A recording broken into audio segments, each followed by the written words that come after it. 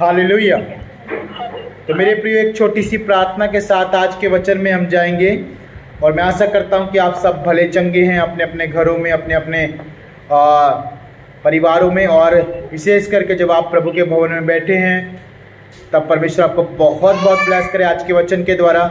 अगर आप आशीष पाना चाहते हैं तो आज चलिए अपनी आंखें बंद करें और आज हमें प्रार्थना करें।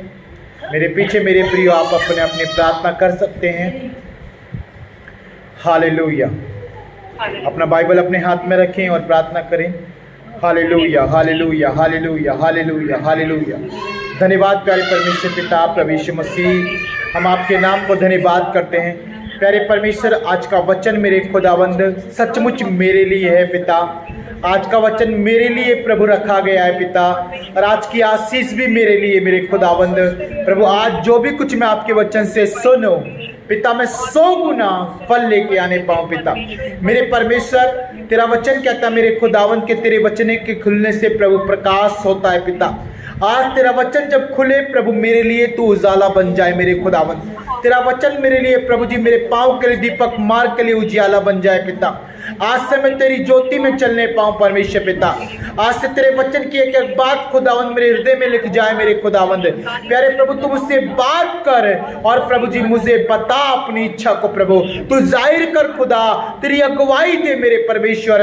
और पिता, उन बातों को जो बातें प्रभु मेरे लिए है आज पिता मेरे जीवन में रख छोड़ मेरे खुदावंद। आपका वचन कहता है पिता परमेश्वर, और प्रभु भजन संगीता परमेश्वर पिता उसका 119 के 105 में परमेश्वर पिता तेरा वचन यही कहता कि तेरा वचन मेरे पाँव के लिए दीपक और मार्ग के लिए उजियाला हो जाए।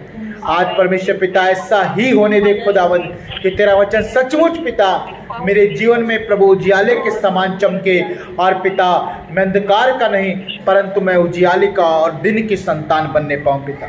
हम धन्यवाद करते पिता तेरे पवित्र वचन के लिए परमेश्वर। आज जितने भी ऑनलाइन है परमेश्वर, जितने भी प्रभु जी आज परमेश्वर पिता चर्च में आज जितने भी घरों से प्रभु जुड़े हैं, यीशु के नाम में पिता हर एक के जीवन में प्रभु आज तू बात कर पिता, और हम सबको आशीष पर धन्यवाद करते पिता, आपने हमें आशीष किया।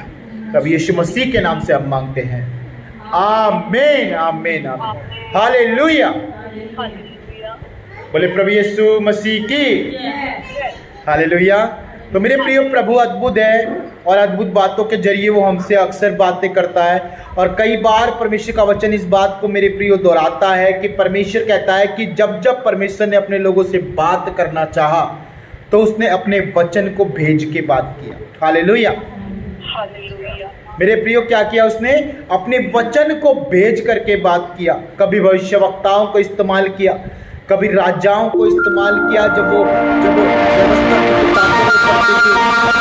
हालेलुया। मेरे प्रियो, कभी कभी उसने आम आदमियों को, आम इंसानों को इस्तेमाल किया अपने लोगों से बात करने के लिए। हालेलुया। कभी कभी उसने जो है प्रार्थनाओं में अपने लोगों से बात किया, दर्शनों के द्वारा बात करने वाला परमेश्वर है। हालेलुया। और आज ऐसे एक मनुष्य के बारे में हम इस किताब में मेरे प्रियो उत्पत्ति किताब में पढ़ रहे हैं, जिसका नाम यूसुफ है, जिसके द्वारा परमेश्वर लोगों से बातें किया करता था दर्शनों के द्वारा। हालेलुया। और वो दर्शनों के द्वारा लोगों की बातों को, उनके सवालों का उनका जवाब दिया करता था। हालेलुया। लेकिन मेरे प्रियो, आज उस सारी बातों को हमने जान लिया कि परमेश्वर किस प्रकार यूसुफ के जीवन से क्या करता है, बातें करता है। परंतु आज परमेश्वर हमें कुछ और बातों के द्वारा मेरे प्रियो आपसे और मुझसे बात करने वाला है। आमीन। कितने लोग विश्वास करते कि आज प्रभु मुझसे बात करेगा? बोले आमीन, हालेलुया। जब आप सुने कि प्रभु आपसे ही बात कर रहा है तो आप उसे रिसीव करना मेरे में। देखिए, हम वचन में चलते हैं। 43 अध्याय के पहले वचन से हम शुरुआत करेंगे आज के अध्याय को।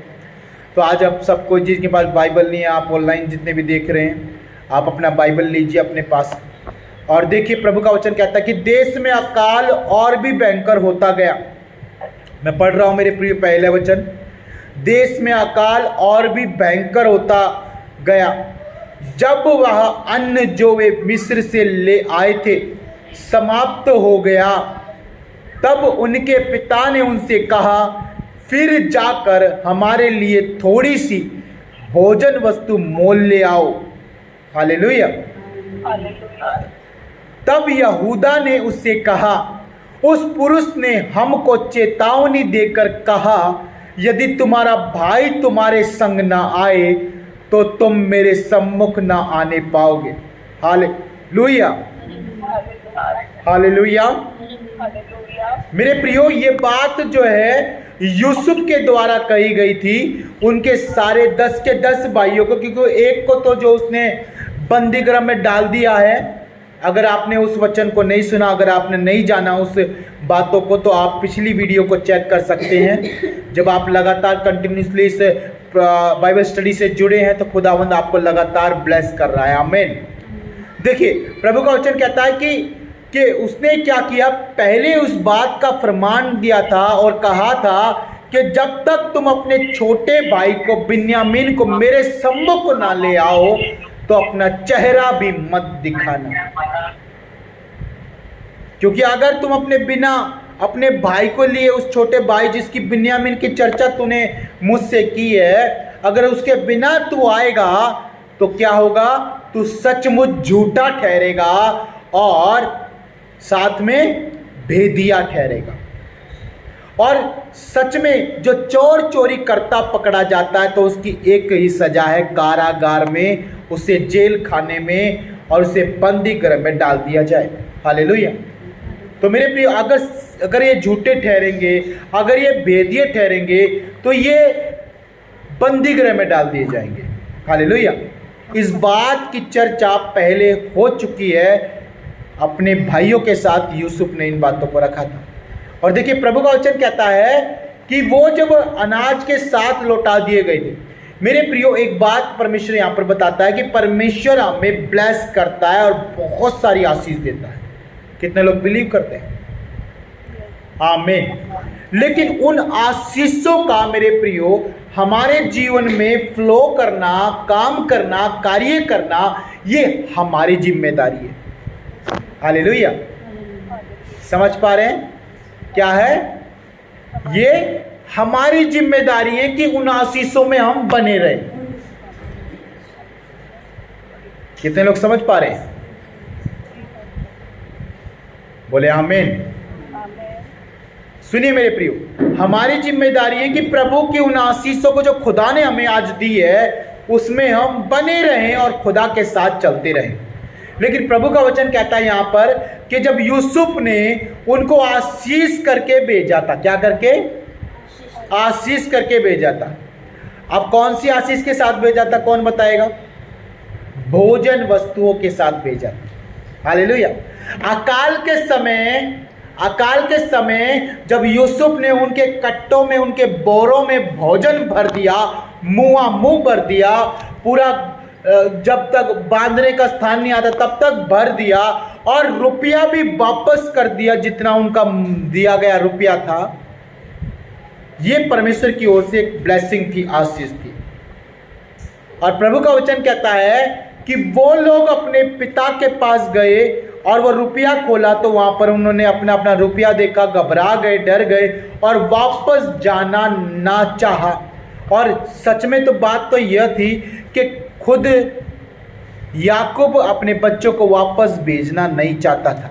क्यों नहीं चाहता था? क्योंकि उनके बच्चों की पहली डिमांड यही थी कि बिन्यामीन को हमारे साथ भेज, तभी हम जाएंगे। हालेलुया। एक बात मैं आपको बताऊंगा मेरे, रिस्पॉन्सिबिलिटी और जिम्मेदारियां हर एक के ऊपर होती है। अब बिन्यामीन की जिम्मेदारी याकूब के कांधों पर है। हालेलुया। क्यों मैं इस बात को कह रहा हूं? क्योंकि वो एक पिता है और उसका भाई जो कि यूसुफ था, अभी जो फिलहाल लोगों की नज़रों में बात बनी हुई है। कई बार हम जब प्रभु के सम्मुख जाते हैं, जब प्रभु के कामों को करने के लिए डिसीजन लेते हैं, मेरे प्रियो, आज प्रभु बात कर रहा है, ध्यान से सुनेंगे, एक एक जन से वो बात कर रहा है। बाद में ये मत कहना कि मैं तो सुन नहीं पाया, मेरा ध्यान नहीं था, या फिर मुझे समझ में नहीं आया। बुद्धिमान को इशारा काफ़ी होता है, याद रखें। आपको समझना पड़ेगा कि प्रभु ये मुझसे ही बात कर रहा है। हालेलुया।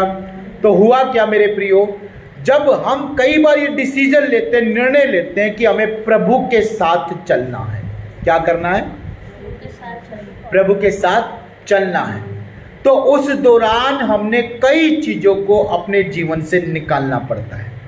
हालेलुया।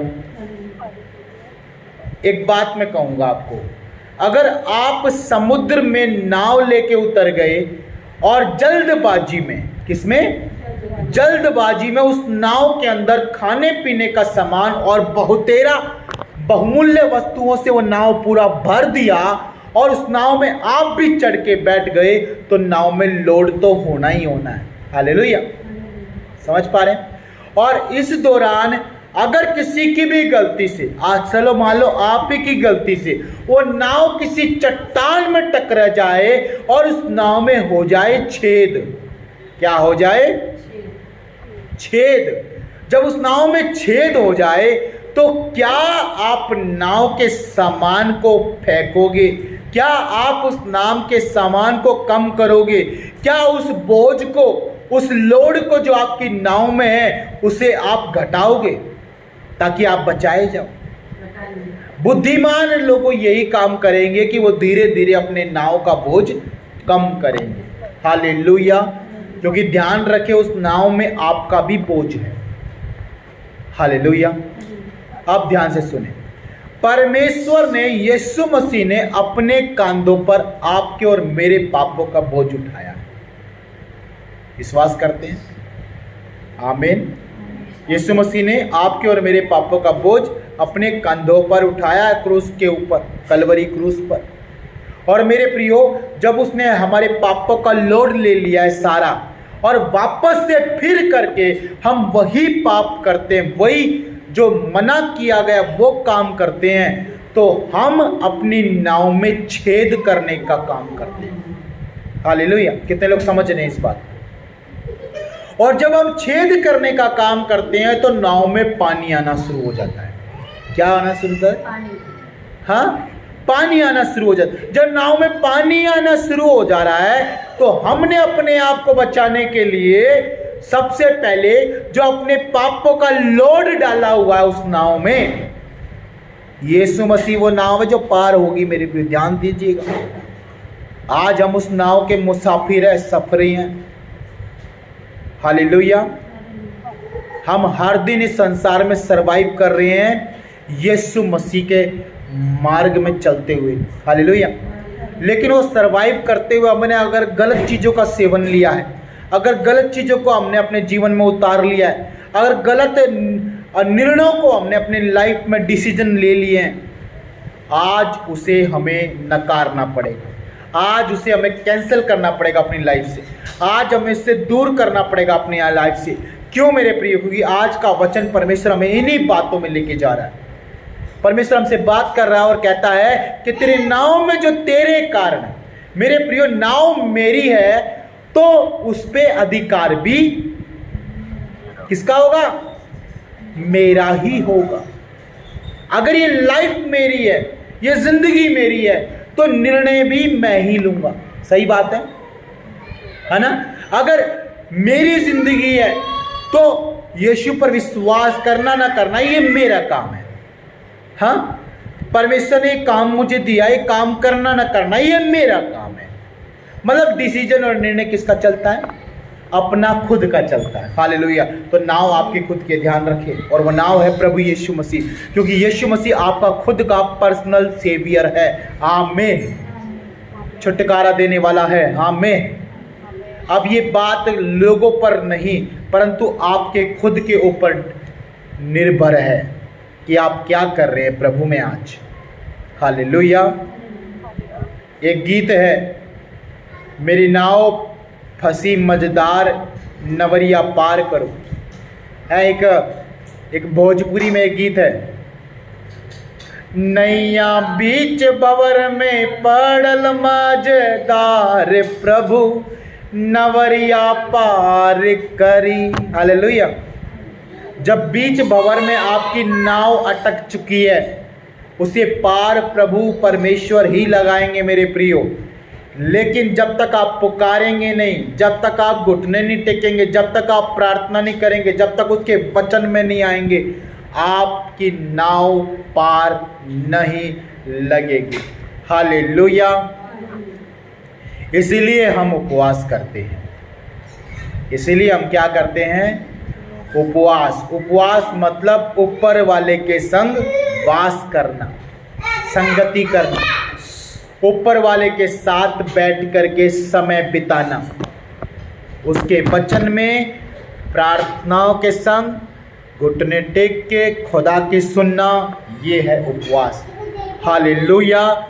शारीरिक बल को घटाना, शारीरिक इच्छा को खत्म करना, क्षमा मांगना तमाम पाप और गुनाहों के लिए, और खुदा की इच्छा को अपने जीवन में ग्रहण करना, ये है उपवास।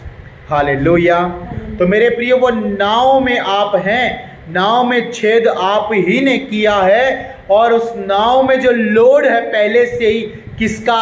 आपके गुनाहों का, आपके पापों का, वो लोड आपको कम करना पड़ेगा ताकि वो छेद भरा जाए। आमीन।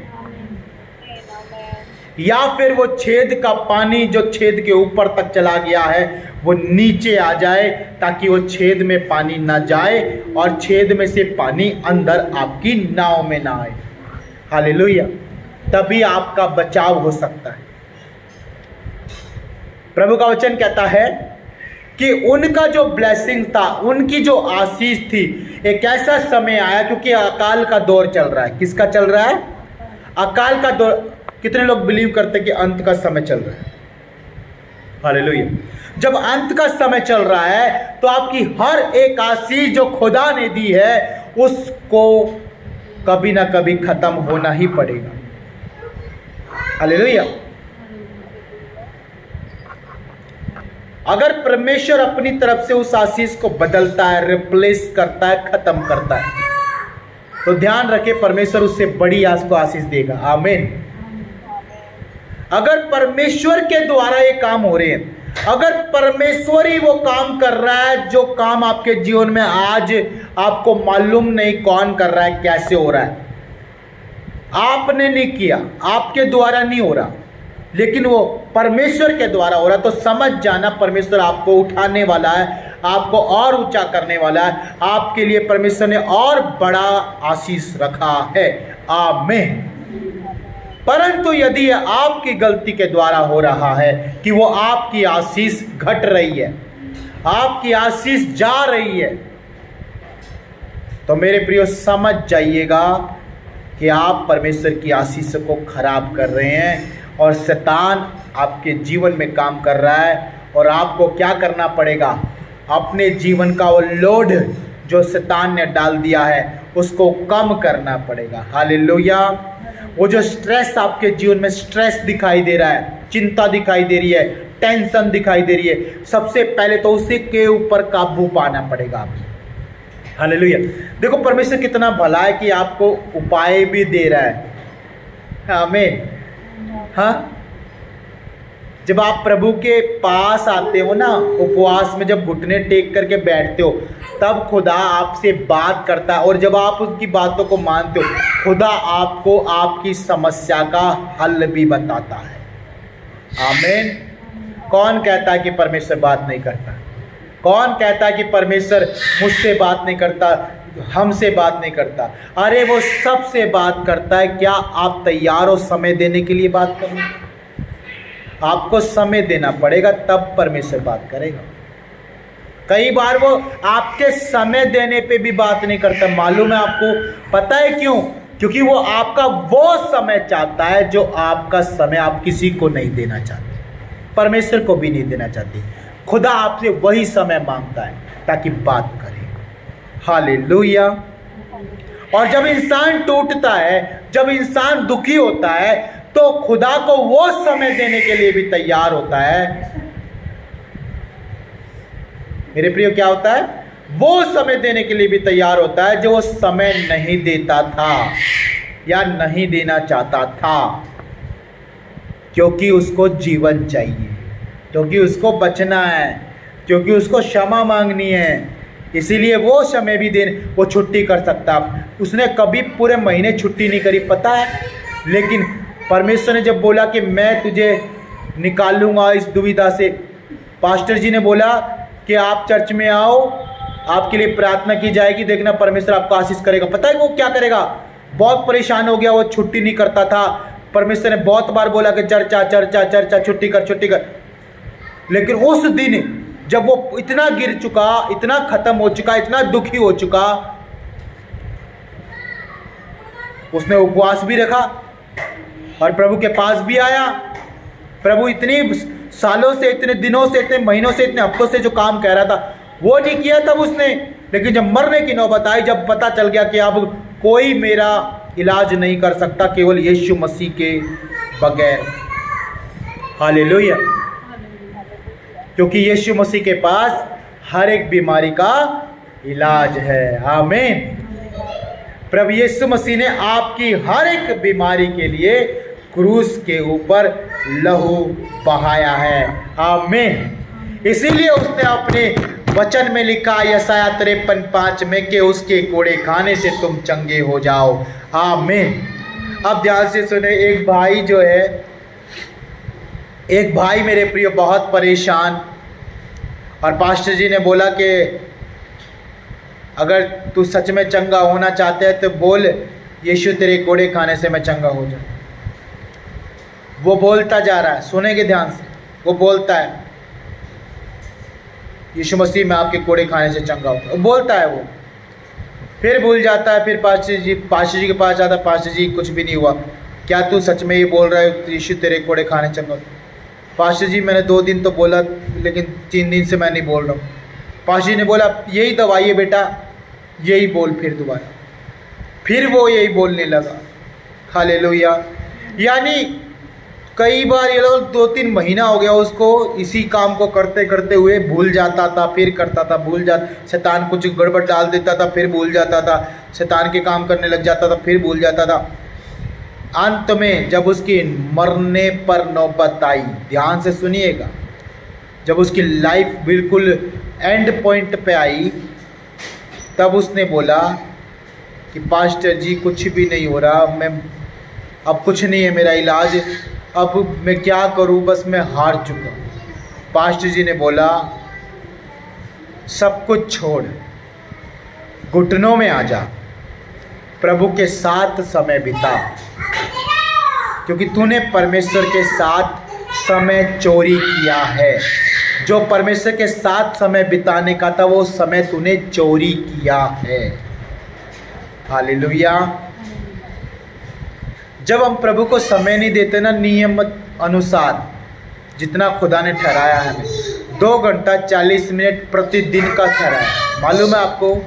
2 घंटा 40 मिनट हर दिन का ठहराया है, प्लस साप्ताहिक संडे का भी विश्राम दिन का ठहराया है। उसके भी अलावा प्लस अगर कोई मीटिंग है, कोई संगति है, वो भी ठहराई है। उसके भी अलावा कहीं पर आपने बाइबल स्टडी या बाइबल कुछ ट्यूशन ले रखा है, कोई टीचिंग ले रखी है, कोई स्टडी ले, उसमें भी समय देना है।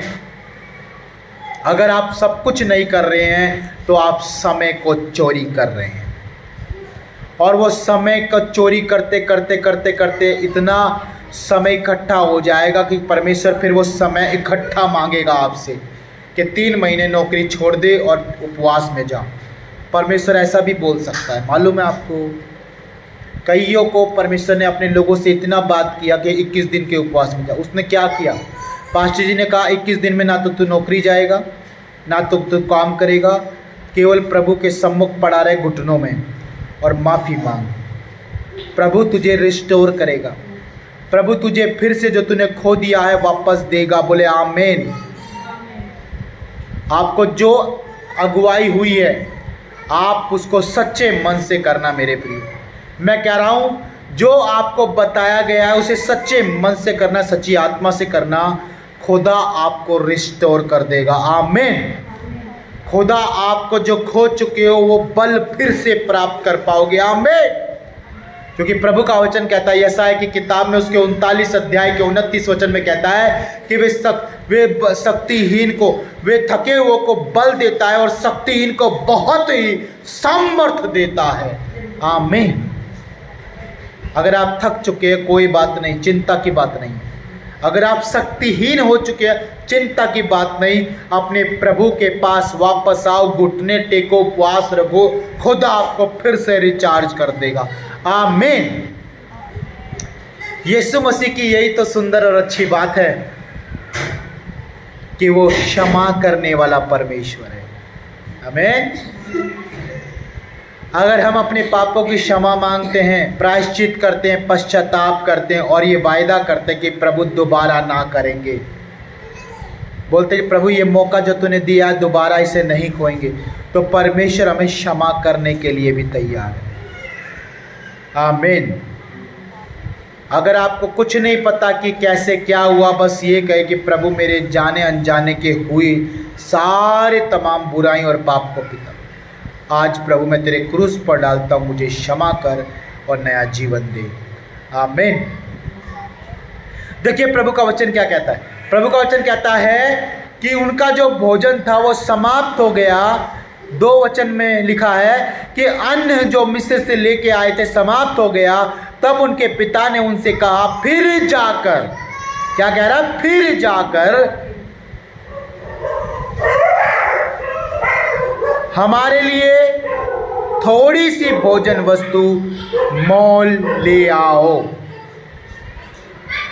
और तीसरे वचन में कहता है कि तब यहूदा ने उससे कहा कि उस पुरुष ने हमें चेतावनी देकर कहा था कि यदि तुम्हारा भाई तुम्हारे संग ना आए तो तुम मेरे सम्मुख ना आने पाओ। मेरे प्रियो, याकूब की तो इच्छा यह है कि आशीष खत्म हो चुकी है, हमें और आशीष चाहिए, हमें और इस समय आशीष क्या उनके लिए, भोजन। क्या है आशीष उनके लिए? जो मरता हुआ इंसान है उसके लिए क्या है आशीष? जो मरता हुआ इंसान है उसके आशीष का क्या मतलब है? जीवन। हालेलुया। अगर किसी के कैंसर है और वो 2 दिन में मरने वाला है तो उसके लिए आशीष क्या होगा? जीवन होगा मेरे प्रियो। अगर कोई भूखा है और भूख के कारण मरने वाला तो उसके लिए आशीष क्या होगा? भोजन, खाना। हालेलुया। अगर वो डिप्रेशन में, उसके पास कोई काम धंधा नहीं है तो उसके लिए आशीष क्या होगा?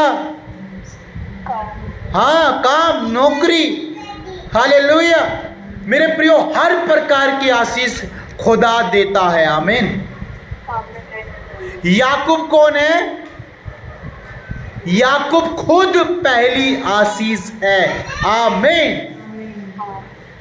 क्योंकि याकूब से परमेश्वर ने क्या किया है? वायदा किया है कि देख मैं तेरे कुटुंब को, तेरे संतान को आकाश के तारों के समान और रेत के बालों कणकों के समान फैला दूंगा। अब्राहम, इसहाक, याकूब का परमेश्वर हूं मैं। आमीन। आमीन। मेरे प्रियो, शायद आप अपने घर में प्रथम होंगे जिन्होंने विश्वास किया, तो आप वो कारण हो आशीष का। हालेलुया। समझ पा रहे? अगर आपके जीवन में ऐसा है, अगर आपके केस में ऐसा है कि आप पहले विश्वासी अपने घर में, तो आप वो कारण हो जिसके द्वारा आशीष आएगी और जिसके द्वारा आशीष जाएगी। हालेलुया। और फिर उसके बाद कारण कौन बनेगा? आपके साथ जो जुड़ते हैं, आपका परिवार, आपके लोग, आपके भाई बंधु, वो कारण होंगे आपकी आशीष को घटाने का, वो कारण होंगे आपके आशीष को खत्म करने का। हालेलुया। मत भूलिए कि याकूब आशीष में है। हालेलुया। और याकूब की आशीष को घटाने वाले खुद याकूब की संतान हैं। हालेलुया। क्योंकि याकूब की संतानों ने क्या काम किया पता है आपको? उन्होंने अपने एक भाई को मार दिया, उसके पिता की नजरों में मार दिया। बेच डाला, बुराई बुरा काम किया। मेरे प्रियो, आप शायद वो पहले इंसान हो सकते अपने घर में जिन्होंने सबसे पहले विश्वास किया यीशु मसीह पर।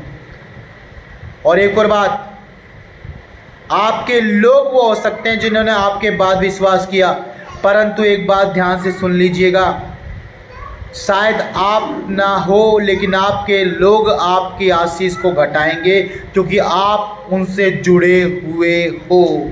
हालेलुया। कई बार जो आपसे चीज़ें जुड़ी रहती हैं वो आपके ठोकर का कारण बनती हैं। हालेलुया।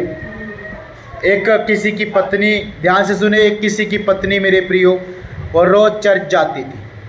क्या करती थी? रोज़ चर्च जाती थी। उसके पति का तबीयत खराब हो गया थोड़ा सा, संडे आ गया बीच में, संडे आ गया बीच में, उसका पति चर्च कभी नहीं जाता था, संडे आ गया बीच में और वो रोज़ चर्च जाती थी। उसने निर्णय ये लिया उसकी पत्नी ने कि संडे है, मेरे प्रभु का दिन है और मैं चर्च जाऊंगी, मैं जाऊंगी चर्च। लेकिन उसके पति से भी वो जुड़ी है, याद रखें। उसके पति ने कहा मैं बीमार हूं और तू चर्च जाएगी? क्या इतना ही प्यार करती है मुझसे? शैतान देखो किस तरह से काम कर रहा है मेरे प्रिय, तोड़ने के लिए, परमेश्वर के प्रेम से आपको अलग करने के लिए। वो आपके अपनों को ही इस्तेमाल करेगा क्योंकि आपके अपने आपसे जुड़े हैं और यीशु मसीह भी आपसे जुड़ा है। हालेलुया। तो क्या हुआ? उसने कहा नहीं नहीं, ऐसी बात नहीं है, मैं आपसे प्यार करती हूँ। लेकिन भूल गए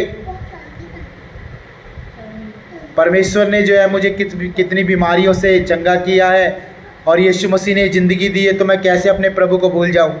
उसने कहा प्रभु के खातिर तो अपने पति को छोड़ेगी। बस वहीं पर वो पिघल गई, वहीं पर वो पिघल गई। उसने कहा ठीक है, कोई बात नहीं, पास्टर जी से क्षमा मांग लेंगे और आज के संडे के दिन चर्च नहीं जाना, नहीं जाएंगे।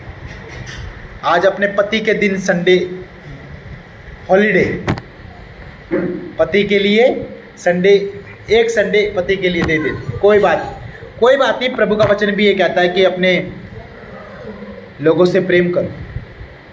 देखो वचन को भी गलत ले जाने लगते हैं उस समय लोग।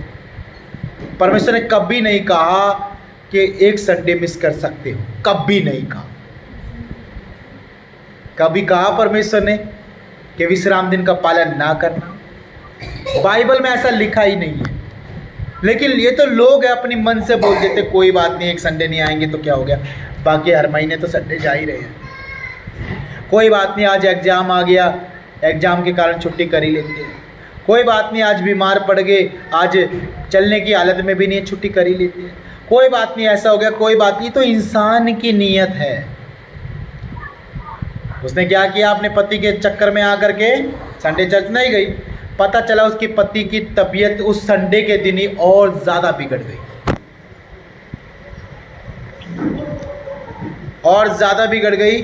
और फिर क्या हुआ? अगले संडे आया, उसका पति शनिवार को ही, देखो शैतान काम करता बहुत ज़्यादा, शनिवार को ही उसका पति हॉस्पिटल में दाखिल हो गया। और हॉस्पिटल में कोई उसका ख्याल रखने वाला नहीं, तो उसकी पत्नी अकेली और बच्चे छोटे, तो उसकी पत्नी जो है उसका हॉस्पिटल में ख्याल रख रही है। और एक संडे मिस किया पति के चक्कर में, उसकी बीमारी के चक्कर में हॉस्पिटल दाखिल हो गया। दूसरा संडे मिस, तीसरा संडे मिस, चौथा संडे मिस। शैतान यही करवाता है, पहले तो आपको लालच दे देगा थोड़ा सा पाप करने के लिए, थोड़ा सा, बल्कि बिल्कुल हल्का सा, आज झूठ बोल दे बस, ए बहन तू मुझसे प्यार नहीं करती, बोल दे मैं तेरे साथ थी उस दिन, बोल दे काम हुआ था। आप समझो एक एक चीज़ को परमेश्वर क्या कह रहा है, वो आपसे बात कर रहा है मेरे प्रिय। अगर आप ग्रहण कर रहे हो एक एक चीज़ को, अपनी गलतियों को आप नज़रअंदाज कर रहे हो, तो ये बहुत बड़ी गलती होगी। अपनी गलतियों को स्वीकार करें और मन ही मन खुदा से बोले कि पिता आगे से नहीं होगा। आपने झूठ भी बोले होंगे काफ़ी, कई बार अपने पति को बचाने के लिए, अपने पति की गलतियों को बचाने के लिए, या फिर अपने बच्चे के गलत गुनाहों को बचाने के लिए आपने किया होगा। क्या बाइबल में लिखा है कि झूठ बोलना चाहिए? परमेश्वर की, देखो अगर आप परमेश्वर से पूछे कि प्रभु मैंने भलाई के लिए झूठ बोला है, प्रभु बोलेगा पाप तो हीरे का हो चाहे जीरे का हो, पाप तो पाप है। तूने गलती तो की है मेरी बेटी, मेरे बेटे, तुझसे गलती तो हुई है। आप ये बातें क्यों हो रही है, ये बातें क्यों सुन रहे हो आप?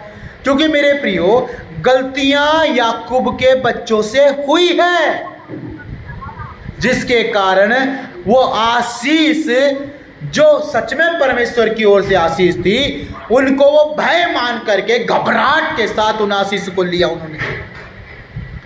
और कहते हैं जब उन्होंने आशीष को आशीष के कारण ना ग्रहण किया, वो आशीष भी घटी, वो भोजन खत्म हो गया। अकाल का समय इतना भयंकर था उस समय में, उस देश में। और याकूब जो आशीष में आज भी है, क्योंकि आप पहले वो विश्वासी है, आप कभी ना डिगेंगे, कभी ना हटेंगे प्रभु से। आपके बाद आने वाले चाहे हट जाएं, हालेलुया। जो यीशु मसीह को अपना पर्सनल सेवियर करके, अपना उद्धार करता करके, बिल्कुल मौत के आर पार होकर के यीशु मसीह से प्रेम करता है ना, वो कभी नहीं डिगेगा। आमीन। हाँ, वो पाप में जा सकता है, हाँ वो गिर सकता है, शैतान उसे गिरा सकता है, हाँ वो अपनों के कारण अलग हो सकता है प्रभु से, परंतु वो कभी परमेश्वर से जड़ खत्म नहीं कर सकता। हालेलुया। मैं याकूब की बात कर रहा हूं मेरे प्रिय। याकूब ने परमेश्वर के द्वारा बहुत पहले, जब बच्चे भी नहीं थे उसके पास, समझ पा रहे हैं, उससे भी पहले परमेश्वर की उस किसको, प्रॉमिस को, उस वायदे को जो परमेश्वर ने अब्राहम के साथ किया, इसहाक के साथ किया, फिर याकूब के साथ, क्योंकि याकूब को परमेश्वर ने इज़राइल बताया है। आमीन। और इज़राइल पूरे संसार के जितने भी आज यीशु मसीह पर विश्वास करते हैं, सब इज़राइल हैं। याकूब के द्वारा वो सब भी उस आशीष का पात्र ठहरते हैं। आमीन। हालेलुया। तो मेरे प्रियो, आज प्रभु हमसे क्या बात कर रहा है? प्रभु यही बात कर रहा है कि कारण कोई ना कोई हो सकता है, परंतु जो प्रभु में जड़ पकड़े हुए हैं वो कभी ना डिगेगा। याद रखिए, प्रभु का वचन कहता है कि धर्मी जन कभी नहीं डिगेगा, कभी ना डगमगाएगा वो मनुष्य जो यहोवा के साथ संगति में रहता है। आमीन। तो मेरे प्रियो, इस बात को आप स्वीकार करें और ग्रहण करें कि आज परमेश्वर जब हमें क्षमा करना चाहता है, तो हम जरूर इस बात को आज ग्रहण करेंगे, प्रभु पिता तू मेरे लिए मारा गया है, गाड़ा गया है, और सच में प्रभु आज मैं अपने नाव से क्या करें, आज मैं अपने नाव से हर एक उस बोझ को उतारना चाहता हूँ पिता, जो मेरे डूबने का कारण बनता है। चाहे वो प्रभु जी कोई भी मेरी एक ऐसी आदत हो, चाहे कोई भी मेरी ऐसी प्रभु जी बात हो पिता, चाहे कोई भी प्रभु ऐसी मेरी सोच हो जिसके कारण प्रभु आज मुझे ठोकर लगी है और मैं आशीषों को खोता जा रहा हूँ, खोती जा रही हूँ। मैं आशीष की वैल्यू ख़त्म हो गई है मेरी नज़रों में, और प्रभु मैं तेरी दी हुई हर एक उस आशीष को आज बेवजह खराब कर रहा हूँ। उन सारी चीज़ों के लिए हम क्षमा मांगे। आइए मेरे प्रियो, हम अपने घुटनों में आए। प्रभु का वचन कहता कि याकूब ने कहा कि आशीष खत्म हो चुकी है, भोजन खत्म हो गया है, फिर से जाओ और भोजन लेके आओ। लेकिन बच्चों ने क्या किया? बच्चों ने कहा, हे पापा, हे अब्बा, हे पिता, हे याकूब हमारे पिता, जब तक बिन्यामीन हमारे साथ नहीं जाएगा हम नहीं जा सकते, क्योंकि उस मनुष्य ने कहा है कि अपना मुंह नहीं दिखाना जब तक अपने भाई को नहीं लेके आए। इसलिए मेरे प्रियो, आज हम प्रभु के सम्मुख अपने मुंह को दिखा रहे हैं। सब कोई अपने घुटनों में आए, क्योंकि आज हमारा ये बिलीव है कि प्रभु हमें क्षमा करेगा, और सच में प्रभु ने क्षमा हमें कर दिया है। यदि आज हम इस बात को ग्रहण करते हैं कि हमने अपने नाव में से उस बोझ को घटाना है, और पूरी क्षमा कब मिलेगी? जब आप उस नाव में से बोझ को घटाओ। प्रभु ने तो क्षमा कर दिया, लेकिन वो क्षमा खत्म हो सकती है, पता है आपको? आज की प्रार्थना को अगर आप ग्रहण कर लिए और उस प्रार्थना के अनुसार नहीं चले जो आज आपने सुना है, ऐसा नहीं किया आपने, तो वापस से आप अपनी नाव में बोझ बढ़ाने का काम करोगे। लेकिन अगर आपने आज के वचन को ग्रहण कर लिया और वो सब कुछ अच्छे से सुना है जो आज प्रभु ने बोला है, और वैसा ही करोगे जैसा प्रभु चाहता है,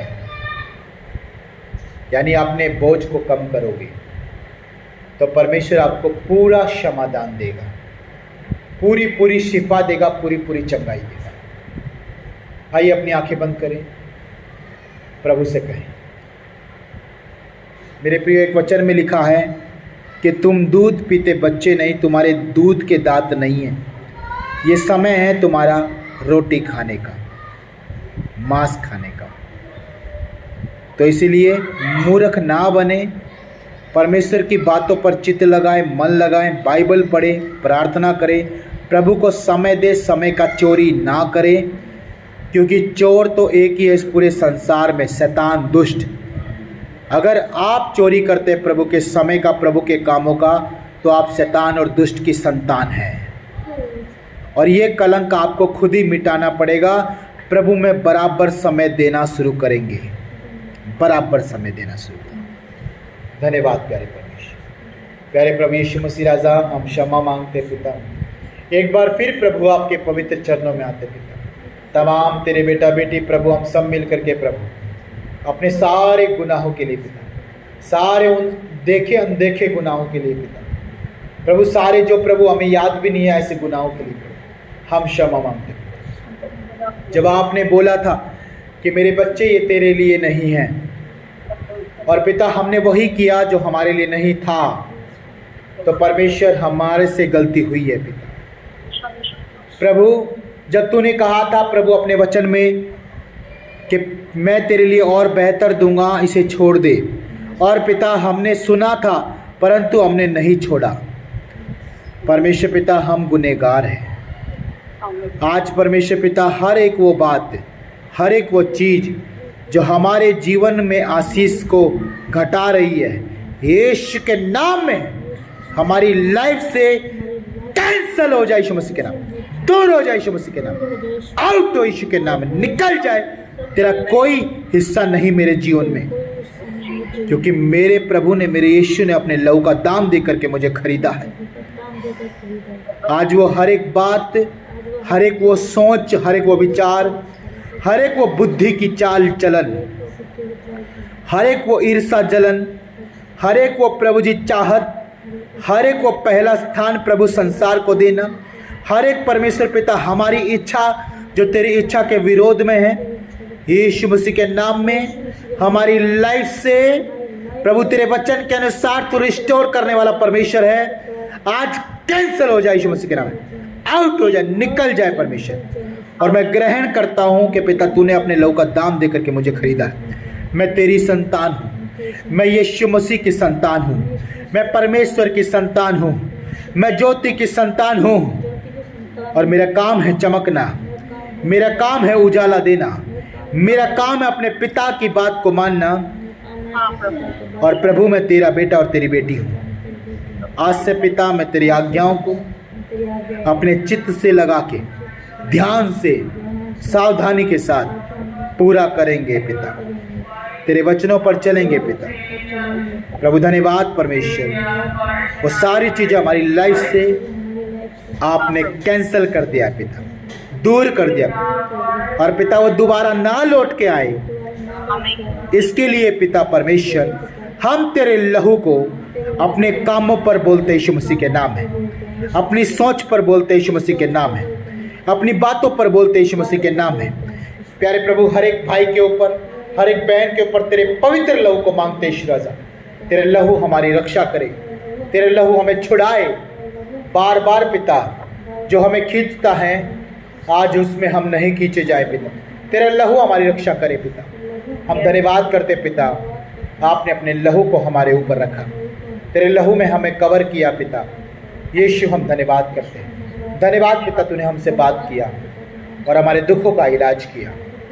धन्यवाद पिता जो आज हमने पाया है पिता, जो हमने रिस्टोर किया है, और आने वाले दिन में हम और रिस्टोर करेंगे पिता, क्योंकि आशीष एक दिन में रिस्टोर नहीं होगी पिता, क्योंकि हमने बहुत सारे दिन खराब किए हैं पिता। हमने हर दिन को प्रभु तेरा दिन बना देना है प्रभु जी, ताकि हर दिन रिस्टोर हो जाए। धन्यवाद करते मेरे परमेश्वर, सारा आदर सारी महिमा आपको देते हैं। प्रभु यीशु मसीह के सामर्थ्य नाम में हम मांगते हैं, आमीन। बोलेंगे आमीन, हालेलुया। तो मेरे प्रिय, आप सबको बहुत बहुत आशीष करें। मैं गॉड ब्लेस यू ऑल।